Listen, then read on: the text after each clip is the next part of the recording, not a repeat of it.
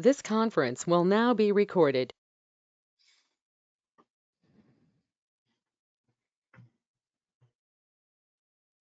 All right. You guys can see my screen okay? Yes, I can see it fine. Yes. I'm just give it like another minute or two before we jump right in.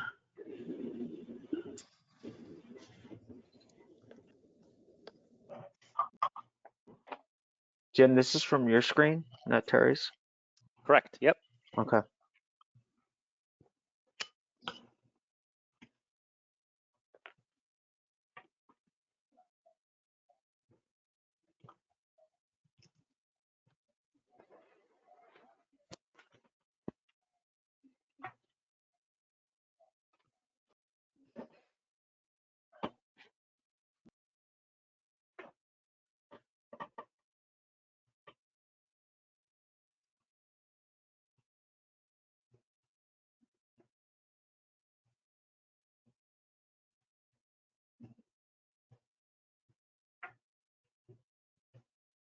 All right, I think we'll get started. So appreciate everyone joining.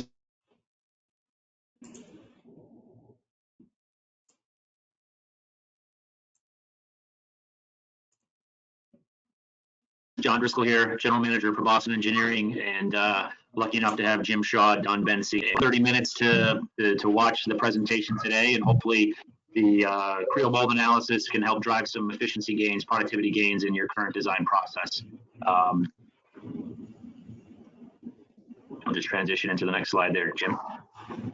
So we've done a 4-part series with many more to come, so hopefully everyone's safe and understandably with COVID dealing with a lot of challenges, but with remote folks. So we've put together a bunch of simulation focused presentations that Jim will touch upon just to recap later on.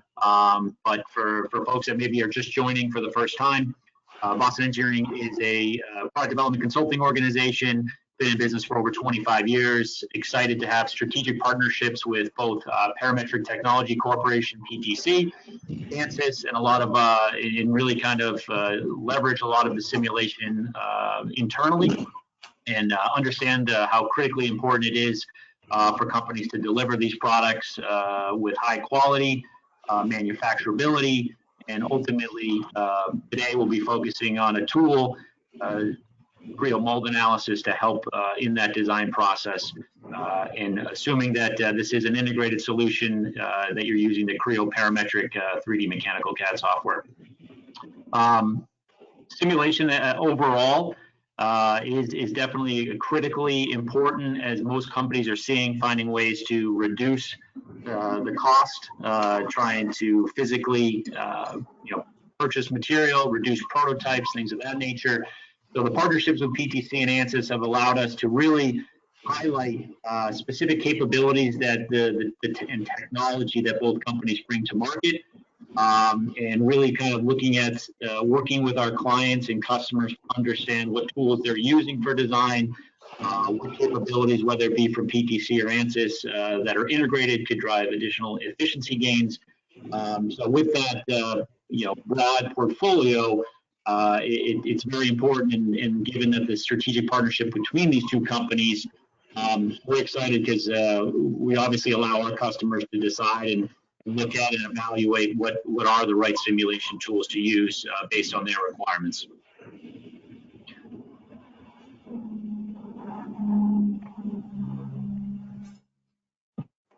Go ahead, Jim. Oh, okay. Thanks, John. Yep. You guys can see the screen, right? We're on the agenda slide here. So I'm going to talk about a little bit of the overview of simulation tools within PTC Creo. So I myself have been using Pro Engineer for over 20 years, or Creo PTC products for over 20 years, as well as Ansys. So living in the simulation world, a lot of people don't realize just how many simulation capabilities are embedded within the Creo environment. And then we're going to talk about CMA, Creo Mold Analysis, or affectionately called CMA here. I've got 2 little slides before we kick off the demo on the capabilities. So what are the functionalities in the software? And then, of course, how do we convert that to the benefits to us as designers? And then we're going to hand it off to Don, and Don's going to walk through that, the capability of that software, which is pretty sweet. Afterwards, we're going to go sort of an open Q&A, and so hopefully we can learn a few things today. And so within PTC Creo environment, as I mentioned, we're all probably, hopefully we're designers inside Creo, but we are familiar with the geometry and the parametric aspect to it. What you may not know is that there's a full suite of simulation tools within that. So sort of the top half of this slide, we've got human factors or mannequin, we've got a fatigue advisor, clearance and creepage, tolerance analysis. Those are tools that are embedded in our Creo environment. Two of the newest ones on the left-hand side towards the top are Creo Simulate Live. We just did some webinars on that over the last few months, as well as the generative and topology optimization software, which is almost brand new within the last, say, 6 to 12 months or so. On the bottom half of this slide, we're more looking for the traditional tools, right? So Creo Simulate slash Pro Mechanica from back in the day, that core FEA tool for structural, thermal, and dynamics. We've got the mechanism dynamics or the MDO option. So for those of us who are doing kinematics and rigid body dynamics, and then of course flow analysis, so computational fluid dynamics, thermal, conjugate heat transfer, aerodynamics, and things like that. So really a full suite of physics capabilities of simulation within Creo, but today we're going to be focusing on the one in the top and the middle, highlighted in red, called mold analysis or CMA. So just a quick overview of the capabilities. What exactly are we doing with this software? We're simulating the mold filling and packing process. So we're literally taking the volume of the geometry that we've created, and we're going to be filling it full of molten plastic and packing it and then watching it cool. And so that process really has three main parameters that we're going to be focused on, and that's time, temperature, and pressure. Those are the three things that really control a whole world of potential quality or manufacturing defects, and we're going to be predicting some potential molding issues. So what are some of the things that Don's going to be showing us? Air traps, weld lines, short shots, hesitations. And then of course, one of the more important things as well is where do we put the gate or gates, depending on how complex the part is. So in the post-processing of CMA, we've got all kinds of animations and pictures and colors, and it's all overlaid onto our 3D model. So a lot of really rich learning there. And the whole point is that we're bringing this knowledge as early as possible in the design process. So some of the benefits that we get by simulating the manufacturing molding process. First off, this is embedded in Creo. I'm not using an external tool. I'm not learning a new software package, a new GUI. I'm not transferring my data through a step or an IGES or an STL file. I don't have to mess with that. I'm all in my embedded native CAD Creo environment. And then of course, we're sort of looking into the future, right? So we've all heard DFM before. We've got project managers that are screaming, hey, did we DFM this thing yet? I didn't know it was a verb. It stands for design for manufacturing, right? Well, that's all about what is the manufacturing process that we're designing for. And so today we're talking about the molding process. So when we quote unquote do a DFM, we're looking at how complex is the mold. Can we reduce the complexity of the mold? Can we reduce the mold costs? Can we reduce the capital expenses that we have to do for this project? We're looking at the cycle time. Can we reduce the cycle time? Can we shoot this thing faster? Can we reduce that part cost? Hopefully we're making millions of these things and hopefully we're making them at a profit. And then of course, part quality. I myself am a structural engineer by learning, by trade, and so I'm constantly looking at strength and stiffness and toughness, and is the part going to last, and is the part going to be strong enough and have the fatigue and lifetime properties. And then of course aesthetics, so we have things like sink marks that we can predict. If you're in a field that is very much driven by design, industrial design or aesthetics, then we're going to be really concerned with some of those things as well. We want to reduce the number of 3D printed prototypes. I put that in there because probably everyone here, if you don't have a 3D printer at home or your kids don't have a 3D printer at home, certainly you've got one in the office or when you were going to the office, and we love it. We can iterate quickly, but 3D printing is not fault proof. It's not free. And so anytime we can reduce the number of times we're playing with 1 degree of draft versus 3 degrees of draft or whatever, we want to. Keeping the intellectual property in-house. So if I were an engineering manager, I would want to keep my team experts in their own product. So, we want to be working with partners, we're specializing, but, every time we use a tool like this, if we do a simulation, we learn all the good, we learn all the bad, we learn all the secrets about the part, what works, what doesn't. I kind of like keeping that in-house. I want my team to be the experts in my products. And so what Don's going to show us is that this is a tool that we're using as designers, whether you are going to be designing for the part itself and you're responsible for the production of this part, or you're working for a mold house, or you're in sort of the supply chain and you're designing that mold and you're either receiving geometry and trying to provide feedback to your clients or what. So this is really a design analysis tool, but it's intended for either a part designer or a mold designer. Okay, so I'm going to hand it off to Don, and he's going to walk us through the mold analysis of a deodorant cap. Thank you very much, Jim. Welcome, everybody. I'm glad you can join us.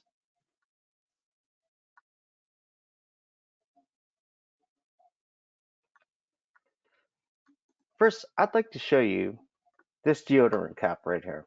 Now, I have over 20 years of experience designing plastic products, modifying plastic products so they can be moldable, and I also design injection mold tooling based off of these products. I like to use this tool as a check for myself. I don't like to take anything for granted. I don't like to make assumptions. So I use this as a check all the time, and I'm very excited about this tool.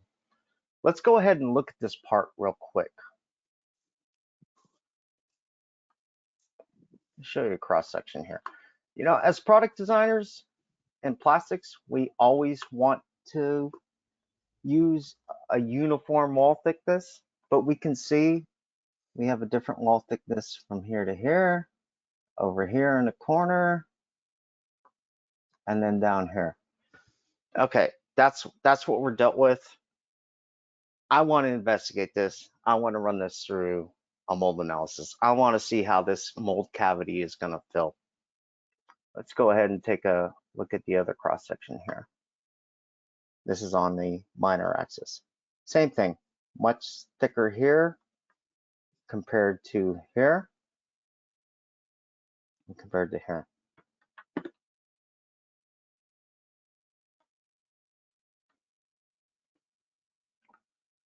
Very simply, like Jim stated, I want to run my Creo mold analysis. I'm not going to switch out and open another application. This is built right in to Creo. And we just simply go to applications.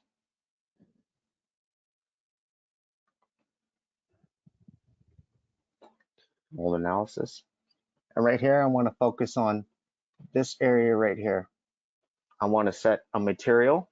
I want to set a gate location. Then I just want to set up the analysis.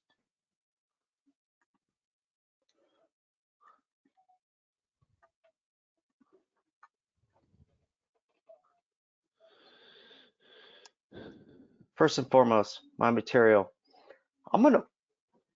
This cap is going to be molded with polypropylene. So that's what we see right here. And I've selected ExxonMobil and I've selected this. And you can see the material database is very extensive. You can see the mechanical properties, viscosity plot, and PVT.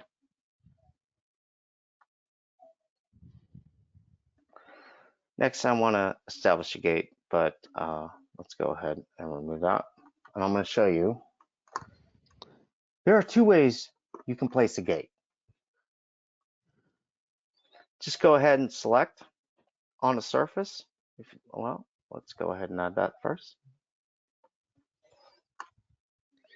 And you'll see it'll place it right there. And it asks you for a gate diameter. I know I'm not going to gate here. I know where I'm going to gate. I'm going to gate right up here in this region here. So let's go ahead and cancel that. Let's add this gate again. And I've placed a datum point. And I would recommend that you do this if you know where your gate location is going to be. A lot of times we're afforded that luxury that we know where it's going to be gated. Sometimes we don't. We have to investigate. But in this case, we know. I'm going to select my filter to datum point and select right there. Now, this is a hot runner design, and for those that use cold runners, you can certainly still use this tool as well. Just model your sprue taper, primary runner, secondary runner, whatnot, edge gate, fan gate, tunnel gate, model that in, and just pick your gate location at your sprue point. Now, like I said, I'm a hot runner person. I don't have a lot of experience with cold runners, although I have seen a lot of people use this for cold runner designs as well. So this is not just limited to hot hot runner design. I'm going to specify a gate diameter of 40 thou. Now, for this cap, based on the information I received from the hot runner manufacturers that we're purchasing our hot runner systems from, typically for this size cap and so forth, that's around what we're going to have. 40 thou is typically the diameter. So let's go with that. Now let's set up our analysis. Automatically, it comes up with the fill time. It calculated that based on the material I selected, where I put my gate location, and the L/T. Now the longest fill location is right here, if you can follow my mouse. Okay, it knows that, and it's also calculating the thickness as it crosses over here. Now it's selected a melt temperature based on the material up here that we selected. Mold temperature, 95 degrees. That's a default. I'll accept that.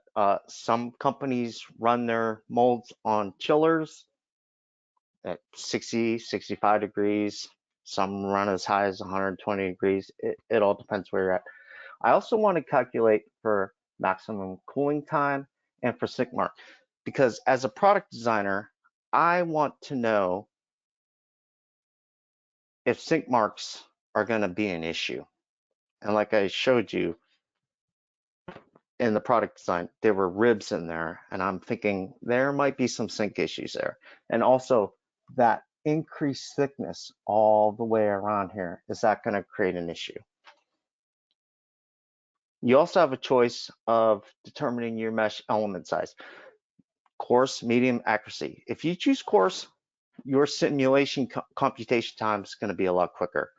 I like to choose accuracy, so our computation time is going to take a little bit longer, but not much. It all depends on your hardware. Now, I'm not going to run the analysis, but if I want, I would, but it won't complete in the time that's allotted for this webinar. So I'm just going to go ahead and close this. I've already saved this analysis, and I'm going to open that up.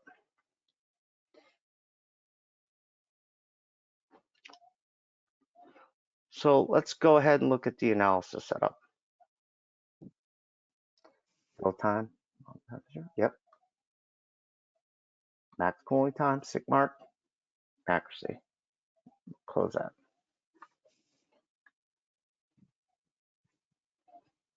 Let's go to our results advisor right here. This is a handy tool.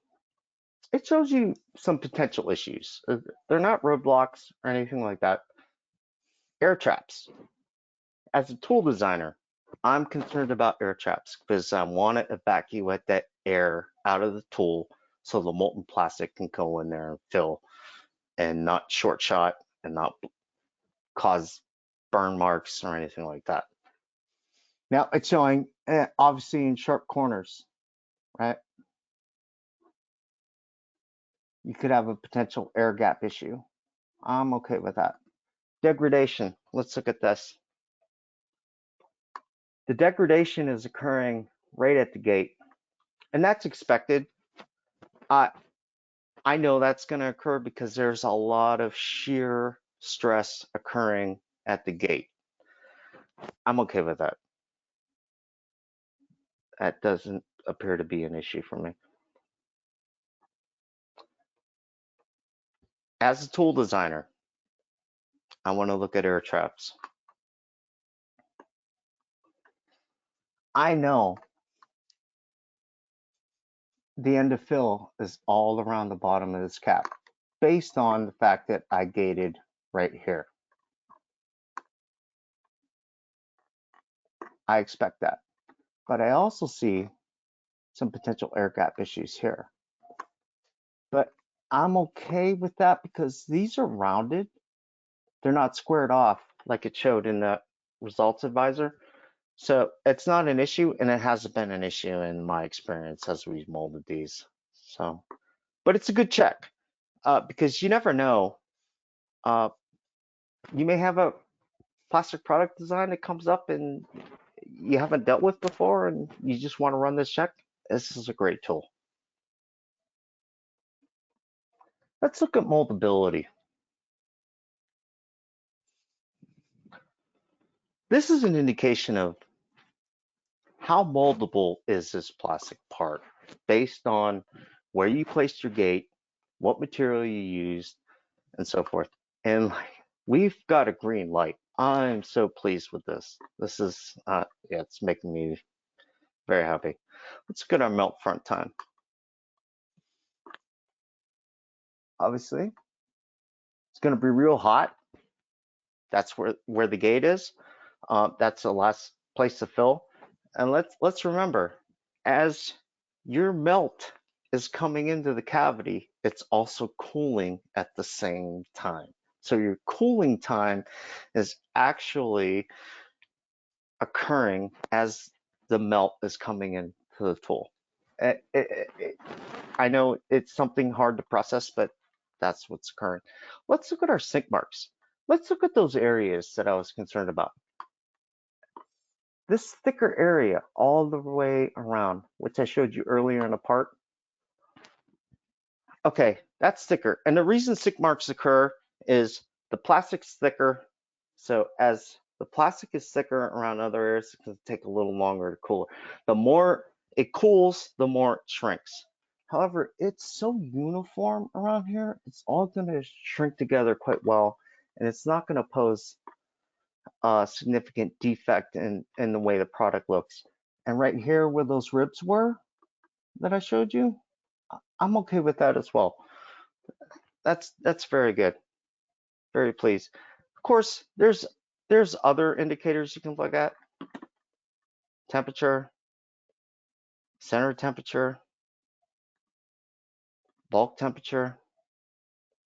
Very cool tool.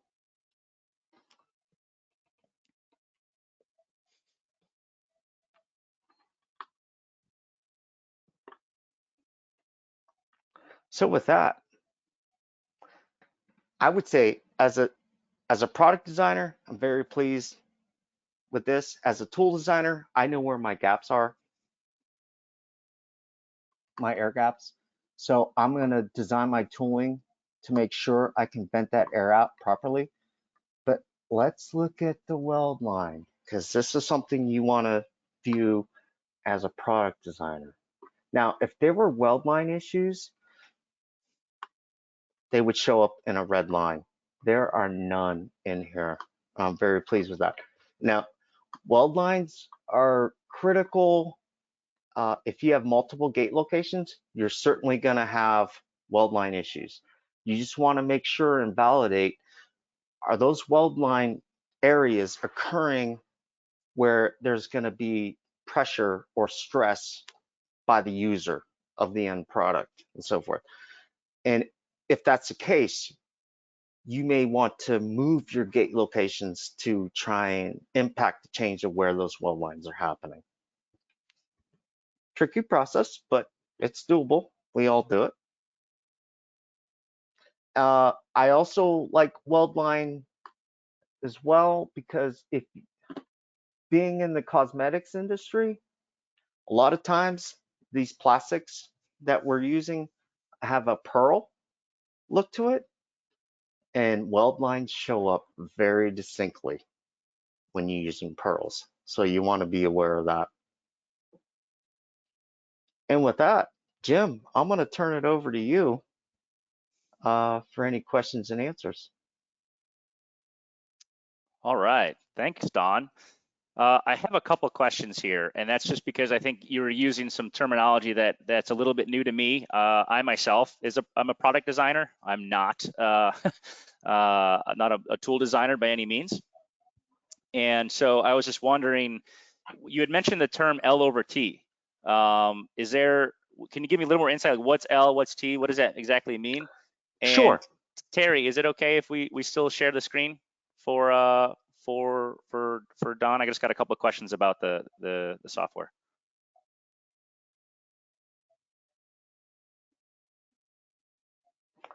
Sure, Thanks. Jim, you asked a very good question. L/T.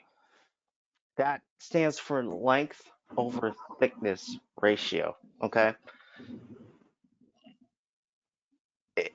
L/T is calculated here. And if everyone can see that, you just hit the pull down L/T indicator. Now, most plastics will give you an L/T range. Okay, now for polypropylene, it's between 230, 340. I'm nowhere near that on this thing. But what L/T means is from this point here to the last point of end of fill, which is right here, that's the length. And then it also calculates your nominal thickness across that length. Okay, now if you exceed, for polypropylene in this case, over 340, what that means is your plastic's gonna freeze before it gets to the end of fill. You're gonna end up with a short shot, okay?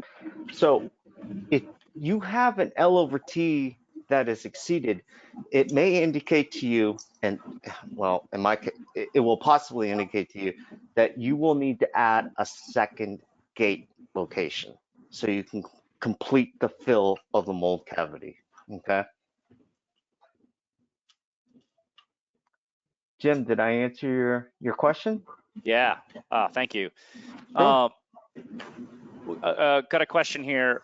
You had shown a plot called Moldability, which is a pretty generic term.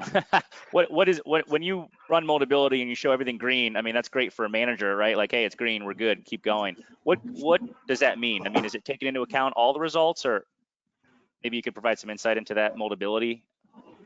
It does. It will look into, it takes into account where your good equation is, okay, right here, and your end of fill, and material you've selected.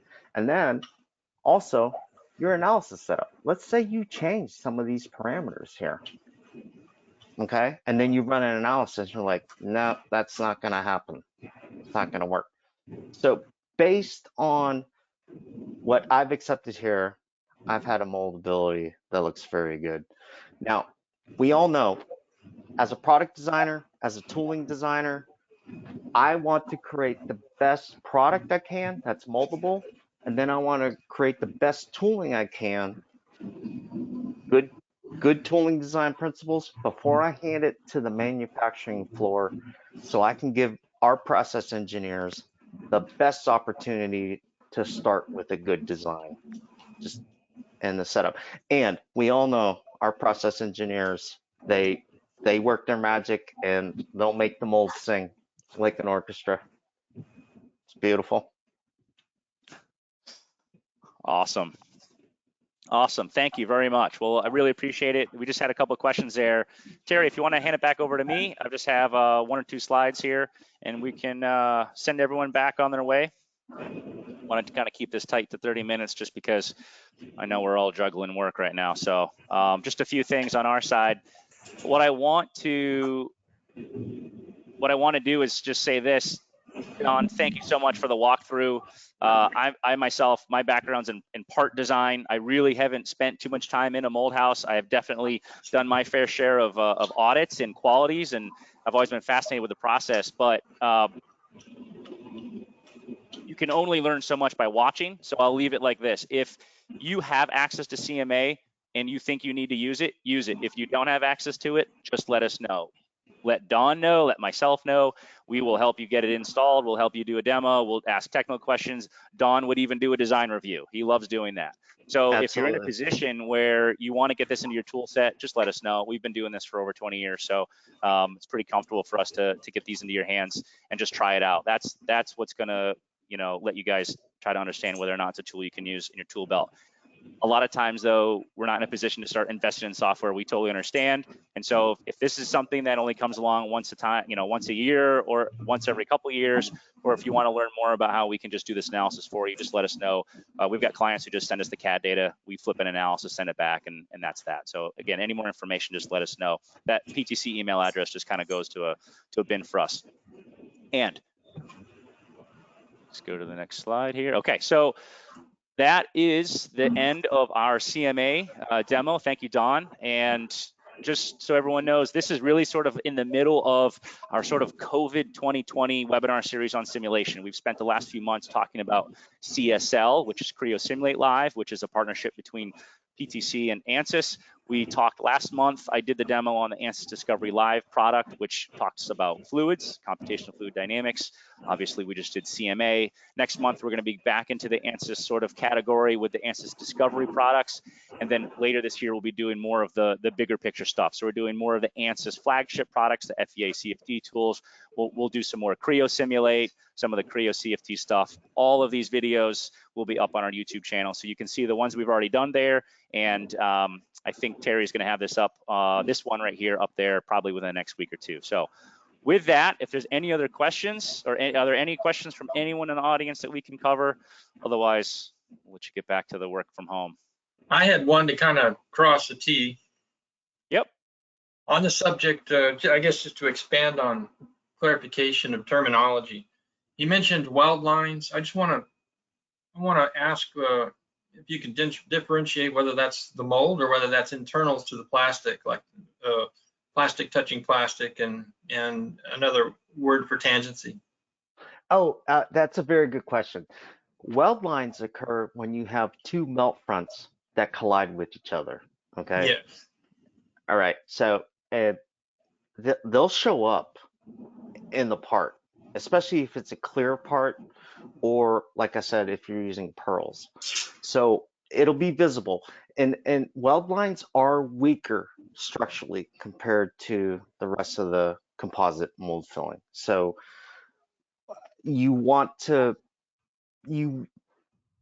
place your gate locations. If you have some weld line issues, if you have multiple gates, you want to try and move your gate locations if you can, if it's possible, to make those weld lines occur in areas that aren't in a stressful location.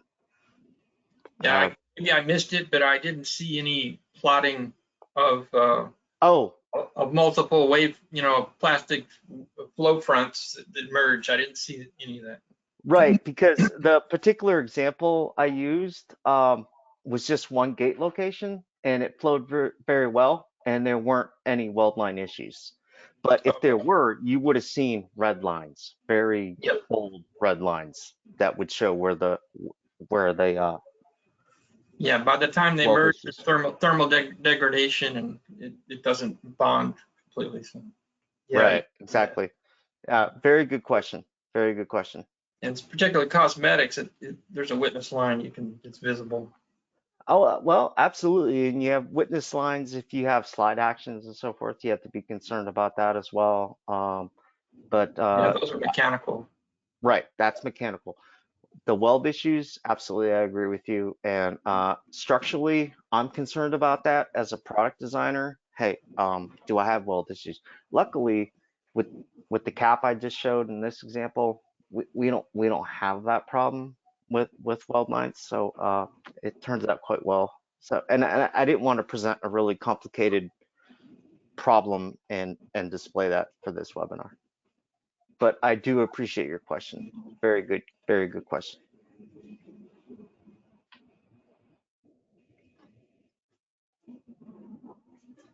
Anything else, Jim? That's it for me. Any other questions?